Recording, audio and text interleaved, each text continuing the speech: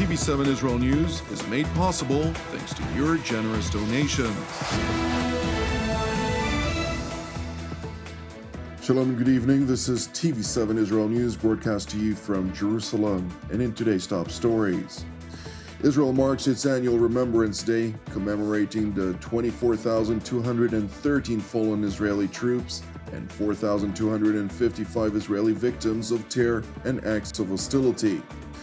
Damascus blames Israel for shelling southern Syria in a latest act of cross-border hostilities. Russia is set to host the top defense officials of Turkey, Iran, and Syria in a latest bid to normalize relations between Ankara and Damascus. Israel marks its annual Remembrance Day this evening and throughout the day tomorrow, commemorating the 24,213 Israeli troops who have fallen in Israel's long list of wars, as well as the 4,255 Israeli victims who succumbed to nationalistically motivated terror and acts of hostility. While the official state ceremony at the Western Wall in Jerusalem began at 8 p.m. this evening with a 1-minute siren, the first most significant event took place at the Hall of Remembrance at Jerusalem's National Military Cemetery on Mount Herzl on Sunday, when commanders of Israel's defense establishment joined ranks to salute those who have fallen in the line of duty.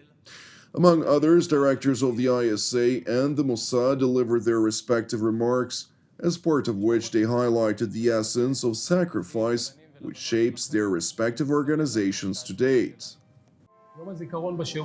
Day at the ISA has a threefold meaning. There is the personal meaning for each one with his friends who had fallen. There is the organizational meaning with the bereaved families of our fallen. And there is the professional meaning for us to proactively aspire that the number of fallen will not change each year. The Wall of Remembrance, which is situated here at the heart of the ISA headquarters, reminds us of this. Each and every day. On our Wall of Remembrance are 150 names engraved, of whom 47 fell in battle, whether during Israel's wars or in our campaign, which is the period between the wars.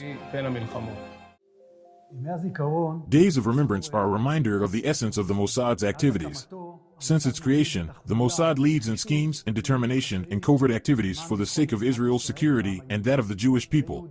This is our mission, which we are focused upon. On Days of Remembrance, we are granted an opportunity to stop, to remember and cherish our friends in the organization who fell while operating for this purpose.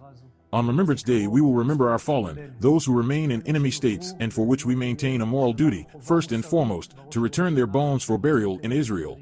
To remember those who returned after severe torture by the enemy and died in the land as a result of their physical state. To remember those who died while conducting operational activity abroad and those who died while serving in the land. Alongside the heads of Israel's internal and foreign intelligence agencies, IDF Chief of General Staff Lieutenant General Herzia Levi stressed that while Israelis naturally choose life, each and every one of those who serve accept prospects of sacrifice to accomplish divine goals. We influence reality, we choose life, but we are also willing to sacrifice our lives in the name of divine goals.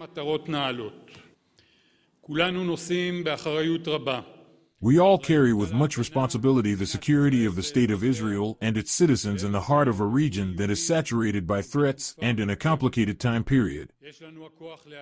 We have the power to protect, we have courage and necessary powers to attack if necessary, and we have the best of people. Today, we remember those who are no longer among us. May their memory be blessed.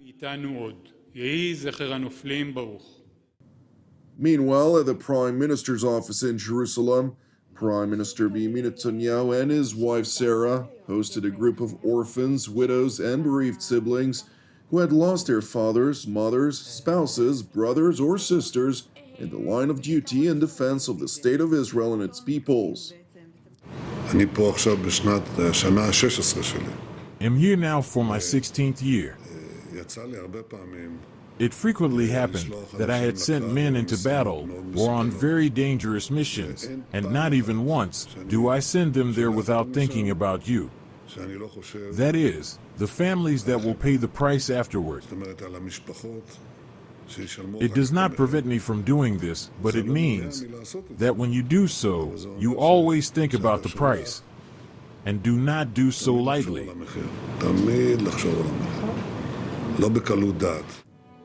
Meanwhile, while Israel commemorates its fallen, Israel's defense establishment persists in its war on terror as part of Operation Wavebreaker. IDF, ISA or Shin Bet, and Border Police Special Operations Forces conducted counter-terror activities throughout the West Bank districts of Judea, Samaria, and the Jordan Valley overnight, during which a total of 16 suspected terror operatives were successfully apprehended. It is worth noting that while a number of instances in which Palestinian militants opened fire toward the operating Israeli forces were cited, no injuries were thankfully reported among the Israeli troops. Separately, on Israel's northern front, the Damascus regime accused the IDF of firing artillery shells at a military position in Quneitra, which is situated adjacent to the Israeli-Syrian border. According to these reports, which included circulating footage purporting to show shells being fired in the dead of night, roughly 20 shells were fired on a military position west of the town of Hadel. And while no injuries were reported, extensive damage was confirmed, rendering the military observation post, which is known to be manned by Iranian proxy militias, incapacitated. Subsequently, early this morning, leaflets were dropped from the air warning the Syrian Arab army against ongoing cooperation with the Lebanese-Iranian proxy Hezbollah, which uses its positions.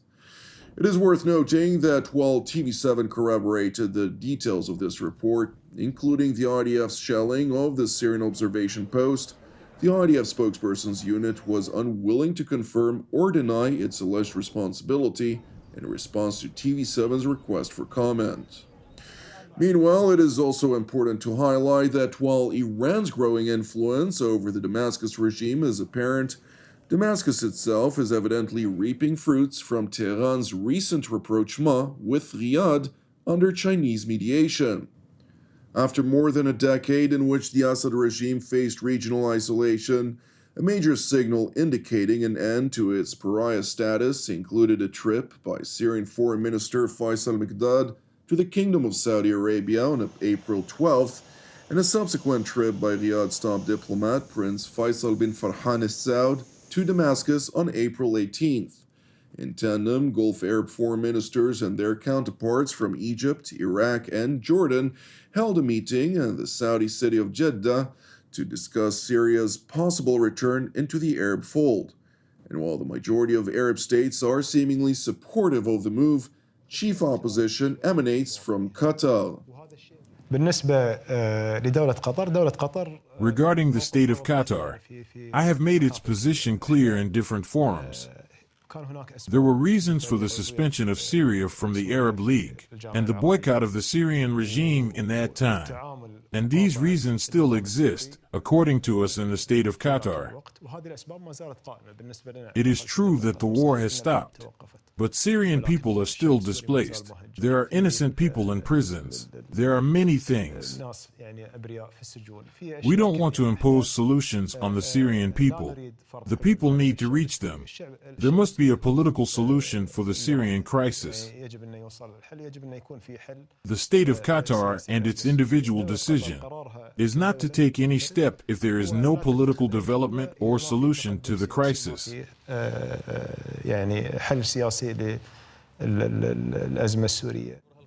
It is important to stress that in contrast to Qatar's stated position, well-informed sources have told TV7 that Qatar aims to maintain leverage over Syria since its chief regional ally, the Republic of Turkey, is currently engaged in normalization talks with the Damascus regime under the auspices of Russia and in consultation with Iran. Therefore, so long as these talks do not yield fruit, Qatar will continue to prevent the Assad regime from reinvigorating its relations with the Arab world.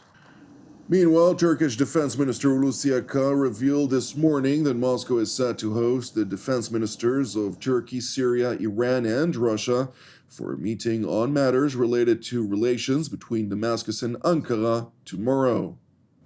Arkadaşlar bildiğiniz gibi 28 Aralık'ta Moskova'da As you know, a meeting was held in Moscow on December 28th. Rusya ve Defense ministers and heads of intelligence from Turkey, Russia, and Syria attended this meeting, and we had an exchange of views. Some were mutually agreed upon. We agreed to solve certain problems and resume these meetings in the future. We also discussed the participation of Iran in these meetings, and this was later agreed on. As a continuation of this, we are preparing for a meeting to be attended by defense ministers and intelligence chiefs of these 4 countries. This meeting is scheduled to be held in Moscow on April 25th.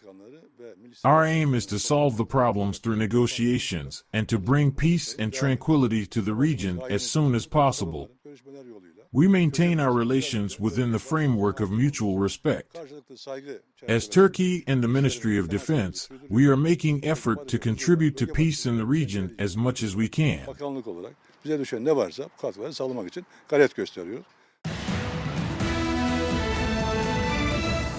Thank you for watching TV7 Israel News. If you're blessed by our productions and would like to help support TV7 Israel's ongoing operations, which are exclusively donation-based, please consider making a financial contribution. You can do so at www.tv7israelnews.com. Separately, we would like to encourage you, pray for our persecuted brothers and sisters worldwide, as well as for the peace of Jerusalem and salvation of Israel. I'm Jonathan Essen, wishing you a Shavua Mevorach, and God willing, we'll see you again tomorrow at the same time.